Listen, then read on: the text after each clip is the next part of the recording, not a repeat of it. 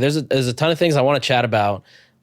Everything from incrementality to how you built your creative team to how you're thinking about the holidays to, what you're doing to maximize LTV, just a bunch of random stuff. So I think this is going to be a fun kind of like, what do they call those? Like a rapid fire? Yeah, or even like at Cheesecake Factory. I'm trying to think what they call the dish where they put everything in, like jambalaya or something. Okay. Is that it? I don't know what it is. Almost like a paella. I was thinking like Cheesecake Factory, we get like the menu of everything. You got some Chinese food on there. That too, yeah. We can look at it that way. I like that.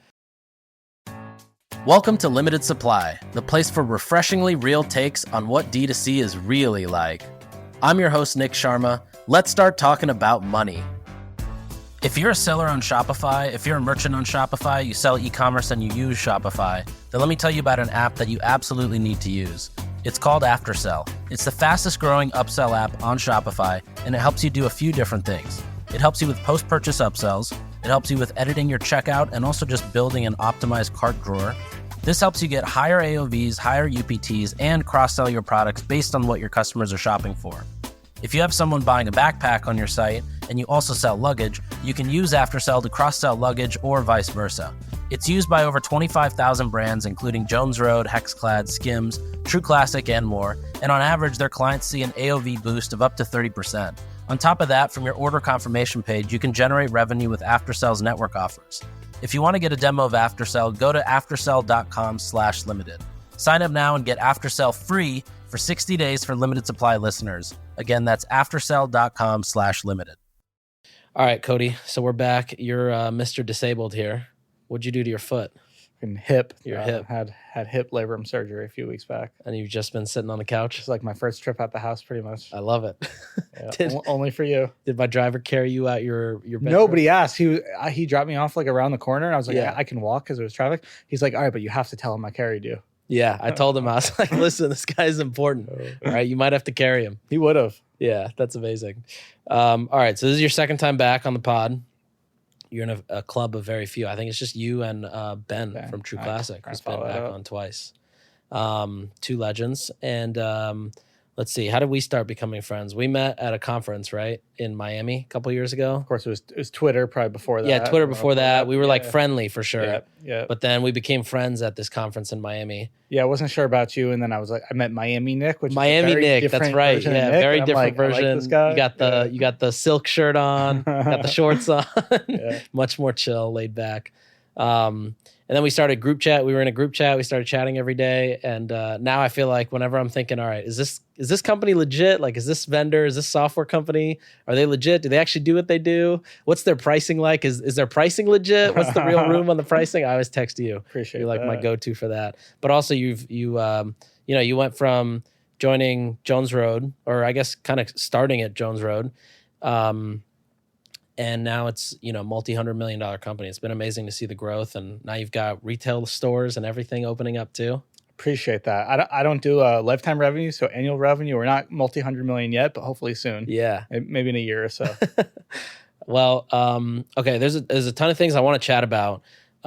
Everything from incrementality to how you built your creative team to how you're thinking about the holidays to what you're doing to maximize LTV, just a bunch of random stuff. So I think this is going to be a fun kind of like, what do they call those? Like a rapid fire? Yeah, or even like at Cheesecake Factory. I'm trying to think what they call the dish where they put everything in, like jambalaya or something. Okay. Is that it? I don't know what it is.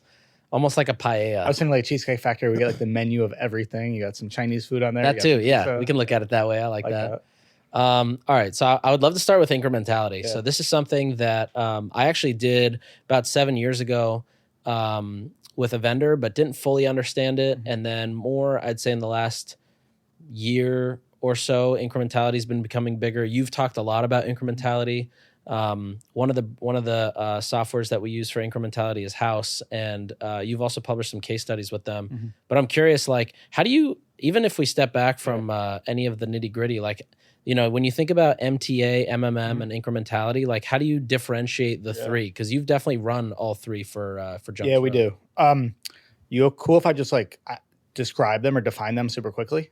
Yeah, exactly. So I would say attribution is any like, it's not always click-based, but usually it's click-based. It's essentially trying to give credit for what was driven by, an ad channel or a unit or things like that, it's usually click-based. Sometimes it's view-based, but it's usually click-based. And then MMM is media mix modeling. That's essentially, this is going to be a terrible definition of it, but like very advanced regression analysis to try to understand the correlations between things, different spend on different channels and ultimately revenue. How would you explain that to like a 5-year-old? It's essentially data scientists who work on a model and try to say, hey, when you do this revenue goes up, and like basically using historicals and applying it to a future model. Yeah, I think so. And there's like different models in different companies. Yeah. It's probably best for larger companies. It's traditionally like, done by Nielsen. It's like you do it quarterly, like a big CPG will do it quarterly and results take a lot longer, but it's gold standard, especially for like a retail company where you're not, there's no attribution for, you can't click on a Facebook ad and buy it in Target. So there's limitations there. But it's very slow. It's very expensive. It's not, most of the providers are not great for like understanding the needs of like digitally native companies. But there's a few providers that are trying to do that. And then there's incrementality. So I would say incrementality. So let's say one of the things that happened to me early on in my career is I would report, I'd be running Facebook ads, Google ads, maybe some TikTok ads. You got email and SMS, and I'd report on the channel revenue, and I'd take it from Facebook and I'd take it from Google, and I would give the total. And let's say we did 100K that month. And I'd be like, well, this is adding up to 120K. Like, I don't know. Let me dig into that. Like, let me get why. And I didn't understand at the time. Like, I thought it was a tracking thing. Something was broken. But it's because they're all claiming credit for whatever their attribution windows are. And you can have different 1-day click, 7-day click, first touch, and you can have views as well. And so somebody can interact, and likely most people will interact with multiple channels. So the sum will be greater than just what each channel shows. So some channels are probably taking more credit than they should. Some channels are taking less credit than they should. There are multi-touch attribution tools like Northbeam that will make sure the total is 100, and they'll do a good job divvying it up. And so we use those. We use all of our, media buying, like especially Meta, like optimizations based on that. We just look at a 1-day click. I don't like getting into like a first touch versus last touch. Yeah, especially if you're running multiple channels. Or you have a bunch of ad spend on different channels. It's hard to go past 1-day click and really understand the channels. It just makes it like much more complicated. Yeah. I don't love the views. So I think that's great. And I think like a lot of people should use some type of attribution. You get results quickly. I could launch an ad today or yesterday and see some directionally, how it's going to be performing. So we use that, especially if I know and I calibrate it with the other things that, our Meta 1-day click target is a 0.9, let's say. Like I know that that's our meta target, but I've got to use these other tools to kind of understand. The challenge is some over-report, some under-report, and they also have different places in the funnel. For example, a lot of people I've seen where like their retargeting ads or their Google brand search will look really good. That has great ROAS. And their board member or their exec team, CMO like, why don't you spend more there? Yeah, exactly. Let's do there. Let's cut, should be 10 let's cut bigger. TV. Let's cut YouTube. Let's cut prospecting. Right. But obviously that's the thing that's filling the funnel. Totally. And so I think that's where incrementality comes in. So incrementality is trying to understand which of the conversions would happen and which of the conversions would not happen if they weren't shown that ad. Right. So good example I've heard, imagine you've got, a coffee shop and you've got 3 employees. One of them has a sign right outside the door. One has a sign, in the parking lot. One has a sign, around the corner. Yeah. Every single person that comes in and buys coffee is going to pass that sign right by the door. Right. Doesn't mean that person by the door and that sign is what made them purchase. A lot of them would have done it. That's a good one. But if that person by the door said, hey, 10 people came in, right? You only spent, $1 on the sign today. 10 people came in. Well, that's a 10x ROAS, right? But it's not necessarily something you could amplify. Right. Clearly, they had to come from somewhere else. Totally. And so that would be like a bottom of funnel where it looks, the attribution is very good, right? Top of funnel, maybe only 3 people saw that, but maybe the 3 people that saw that sign out there would have never even heard of the coffee shop if they didn't see it. Right. And so that's incrementality. What you do is you essentially just create, it's the most scientific way of testing. You create a controlled environment where you're essentially doing a holdout. And so let's say you're curious about YouTube ads, right? Because that's one where you're not going to get great click-based attribution. People might see a YouTube ad. Some of them might click. A lot of them are going to search for you either with a just go directly to your site, or they might go on a Google brand search ad, right? So you'll usually target a percentage of the country, and tool House, which we use and I love and work with, they'll make this automatically. Usually you won't do 50-50, you'll do like a 20% holdout, but let's just say 50-50 to keep it even. You'll take all of your same media, so Meta, TikTok, Google, email, all that stuff you're going to run across the whole country to keep it consistent. The one change you're going to do is YouTube. You're going to run in part of the country. You'll call that your treatment group or your exposed group, and then you have a holdout or a control group. Those ones won't get the treatment, right? So you'll run. Let's say you run 100K of YouTube ads. Part of the country. You're going to see how much revenue you get there above the exposed group. So let's say you make $100,000 with the holdout. Zero YouTube spending, so it's driven by everything else. You make $120,000, right? You have $20,000 of incremental revenue, all right? So that you have 20K of incremental revenue that you wouldn't have gotten if you didn't run YouTube ads. Let's say you spent $10,000, that would be an incremental ROAS of a 2.0. Right. And so that would be, you'd be very confident saying, hey, I feel confident YouTube was the variable because everything else was held constant. You ran it at the same time. That's the variable that changed. And then you could actually inform your targets. So like, for example, when we run a holdout with House, or now we use House and Prescient, we'll see there's a lot more value that's being driven by something like a YouTube, much more than in-platform or Northbeam is able to say. And, and these holdouts, these are like designed to be an equal 50-50, right? It's not like coastal cities is one group and like middle America is another group. It's a great question. There's definitely some data science that goes back behind the scenes. Like I'm oversimplifying it. Yeah. I don't think you are taking half of it. Like I do believe they're giving you models that are trying to compare. So like a New York might function differently than like a Minnesota. So totally. I do think there are some and it's randomized, but that's like the House makes it really easy. Yeah. And so that's the pros of that. It's very scientific, right? You're very confident in the result. There's no cookies. There's no attribution. Right. You're looking at your new customer revenue, your revenue, whatever you care about. You can also do it on like a retail. Let's say you're nationwide in Target or Sephora. That's the best way probably to measure things like that. I'm just going to run TV ads in this part of the country. Let me see my sales velocity there. You can also do it Amazon. Like we're not on Amazon, but I've seen from some other brands, Hexclad Ridge, other brands, where they're driving sometimes 1-to-1 value in D2C compared to Amazon, especially for some of these upper funnel channels. Yeah, totally. And so what this does is it helps inform some of your targets. Well, maybe I thought I was losing money at this YouTube spend, but now if I factor in reporting a 0.2 ROAS in platform, terrible. But in reality, it might be a 2 ROAS. Exactly. Yeah. And then if you add in Amazon and look longer time frame. So the biggest negative, you can only run a few of these tests at once. They take a while. So there are just pros and cons of each of them. Yeah. But it's been helpful. Like we don't run any Google brand search. We found it to be not incremental at all. Right. Even though in-platform ROAS 8x, we found that those people are purchasing anyways, whether we don't or not. So we just pocket that or put it somewhere where we think it's a little bit more beneficial. Totally. Have you ever wondered how brands like Jones Road and Hexclad are optimizing their customer journeys by increasing AOV and post-purchase upsells? Well, they all use AfterSell. AfterSell is used by over 25,000 brands and has been shown to boost your AOV by up to 30%. Not only that, but they also have a proprietary network offers feature that has generated tons of net revenue for brands like Perry Ellis, True Classic, and American Eagle. This allows you to drive sales on your own site and add additional revenue through showing ads in your post-purchase funnel. If you're interested to learn more, get a demo at aftersell.com/limited. Sign up now and get 60 days of AfterSell free for limited supply listeners. Once again, that's aftersell.com/limited.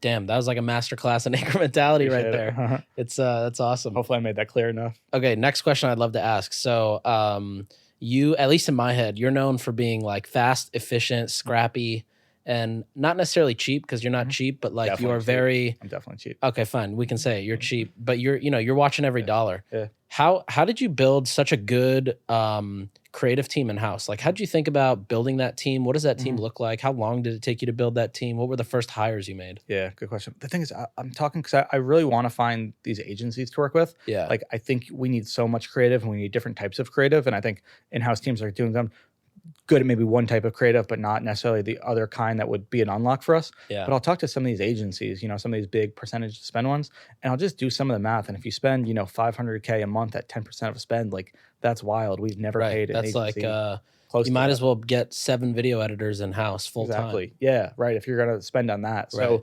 So we built it in-house. I just think it's really important. We have a really good creative team. They're more like on the brand side. So like they do all of our like organic social, all of our YouTube, all of our photo stuff like that. So we've got like a design, a video team, and they work on some of our ad stuff, but it's just such a different culture and such a different, perspective of what they're looking for, different speed. So as we grew and, after iOS, creative became more and more important, I was like, let's not put our money on, an agency for running ads. Let's instead put that money into creative. So I think we started with an agency that was more of like a flat fee, but they'd shoot internally with us. And over time, we just tried to add things. So we added, video editors, we added creative strategists. Right now we have one full-time creative strategist. We've got a few video editors. We have some designers. Those are our designers are actually on our like creative team. So they're on the brand side, but everyone works closely together, and that'll probably be a big team that we build over time, get more. I'll probably treat it like an in-house agency. Like we've got a studio space that we can use. I'd probably like to build that out. Even considering like I was talking to Zach Stuck about it, like, is there a way to like incentivize people to have some type of percent of spend, but like make sure that's still healthy for us? You mean like as a creative? Yeah, as a creative or like as a strategist or something like that. Like if one of your videos pops off, like you should be rewarded, but there's got to be a cap. So it's obviously still economical for us. Right, because we're cheap. Yeah, exactly. Exactly. No, but I think it's something where we're probably underinvesting. I don't know. What do you see in terms of like everyone throws out there and they say it should be 10% of spend you spend on creative? Like we're not spending anywhere close to that. What have you seen? I don't know. We had an account where we were spending like, $6 million to $8 million a month. Yeah. So we stopped doing creative scopes where we would just go back and say we need more creative. Yeah. Instead, we just changed our model to like if we're buying media for you, we just do unlimited ad creative. Oh, nice. So it depends on the spend. If you're an account spending 7 figures a month, I don't know, we might be rotating anywhere from 30 to 50 pieces a week. Yeah. If you're less than that, then probably less. But the idea is like we can scale up with you. Surprisingly enough, I know we both invested in Motion. Motion is like the most helpful thing to our creative team.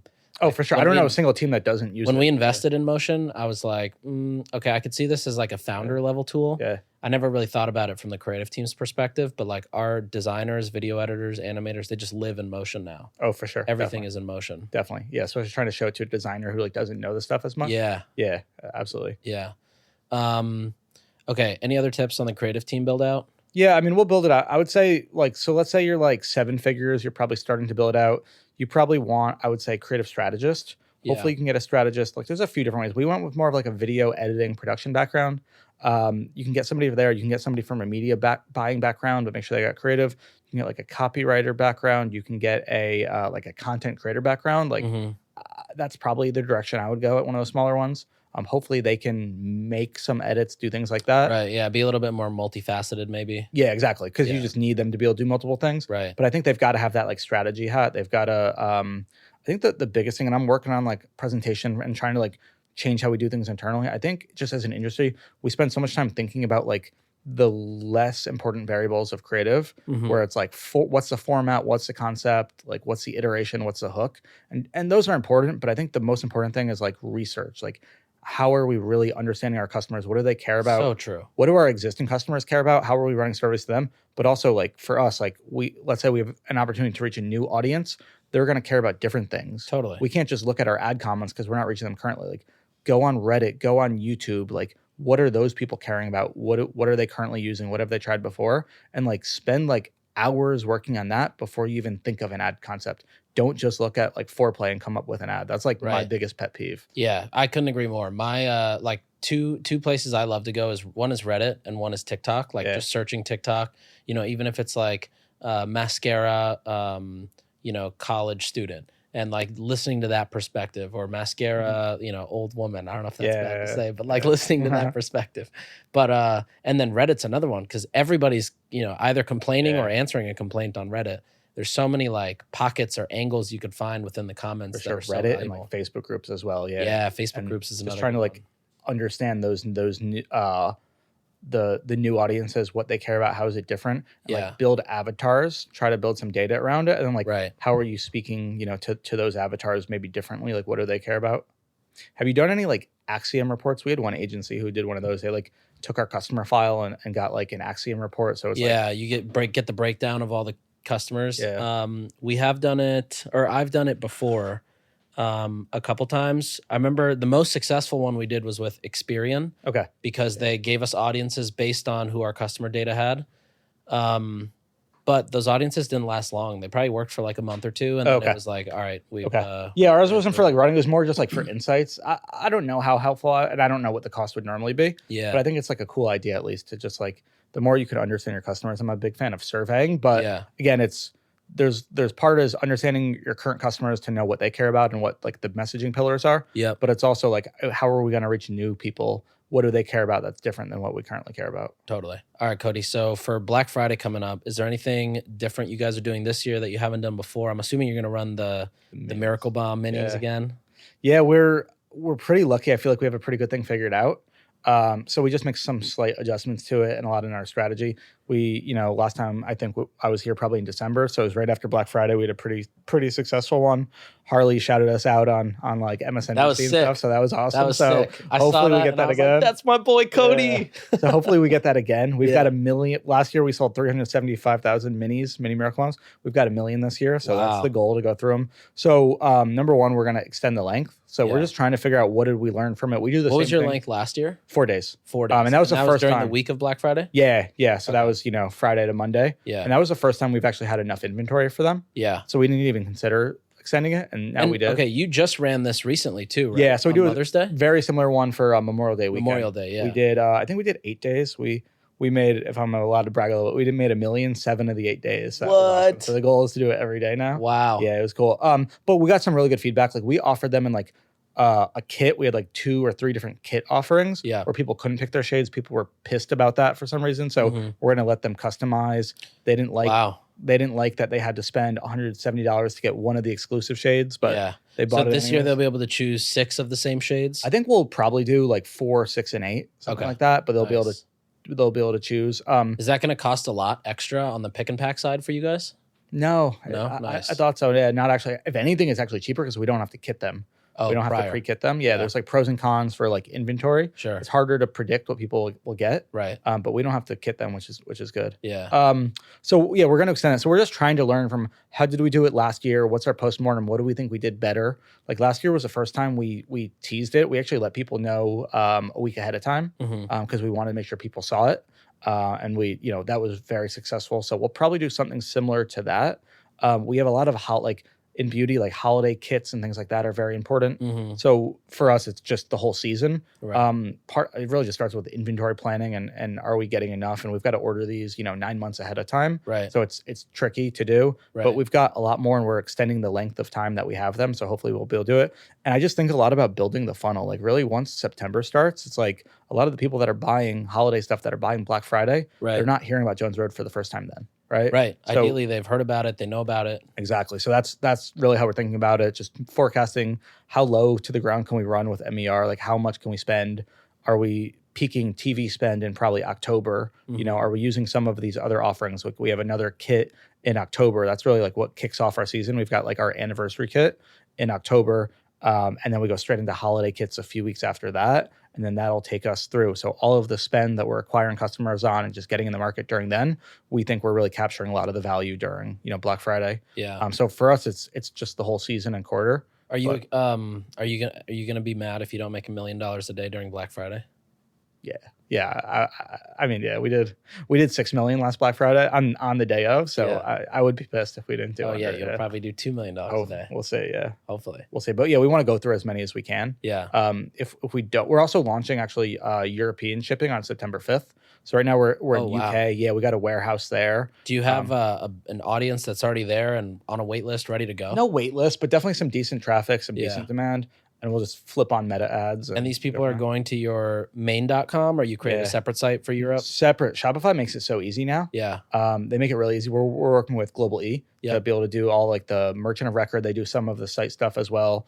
We've got a 3PL there. We're using like ShipUp in the Netherlands there. So we're partnering with them. Nice. We wanted to be able to ship from there. I think it's a terrible experience shipping from here. Right. But hopefully that'll be some additional growth as well. Nice. So there's just a lot of things that. Did you get a consultant in Europe to help you understand the culture of Europe? Too cheap for that. You know that. Yeah, that's fair. Now what we'll do. You went to ChatGPT and YouTube. Pretty much. Yeah.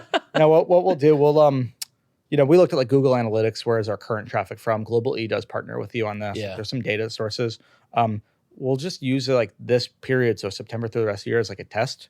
We're not translating anything. I think it's kind of mixed if people translate or not. We've got like local pricing. Yeah. Like we've got Klarna there instead of Afterpay in Germany. But we'll just see what markets do well. Maybe France does pretty well and we think, hey, it's worth it to translate. Let's figure out how to get our ads in French. Let's get our site in French. Let's get our emails. But for now, I just don't necessarily know if that's worthwhile to invest in it. Yeah. But in the future, we will. Maybe we open up some stores there eventually. But for now, that's a strategy. Yeah, we'll probably do like, September or October on. It's probably 40% of our revenue for the year will come in those 3 months. Wow. So it's a big period. Yeah, big period for sure. Anything else you're doing on the site or doing differently to prepare this year? A lot of testing ahead of time. We're really just trying to test as much as we can. Everything from checkout, shipping options, upsells, using AfterSell for a lot of that stuff. Just really trying to get everything as dialed in as we can. A lot of PDP changes. Yeah. Because we don't want to be testing it then. So that's really the biggest difference. Is I think being more confident in filling the funnel. Like we saw, it's like you get a little bit worried during it, and then after you're like, damn, like that did really well. I wish I spent more. Right? Like we ran some ads for like email sign up like the week of for like minis are coming, and spent a few thousand, and you just don't know if it's doing anything. Right. And then after you're like, I wish I spent way more. So I think having the confidence to do that, but trying to just get everything dialed as we can. We're doing direct mail. We actually just finished the creative today. We're gonna do like 80K send of like a mini catalog for direct mail. Nice. Combo just a bunch of Jones Road products. Yeah, our holiday collection. Nice. That'll go out then. I'm pretty bullish on it. So yeah, that'll be a big like test. So it's really just trying to be like, what did we do before? How are we supporting it with more inventory? How are we filling the funnel before it? But also like, what are things that didn't go so well, or we think we can just do better of than last time? Yeah. You recently started working with AfterSell. What are your thoughts on the product and network offers? I would say I think it's probably been like a year. I love AfterSell. I love post-purchase. I think just anywhere where you're able to just create some extra revenue. So like, all of these are kind of like table stakes. Like you've got to have PDP upsells, you got to have in-cart upsells, you got to have checkout upsells. I love like the changes that you can make with checkout extensibility and how easy it is to test some of these things after sell.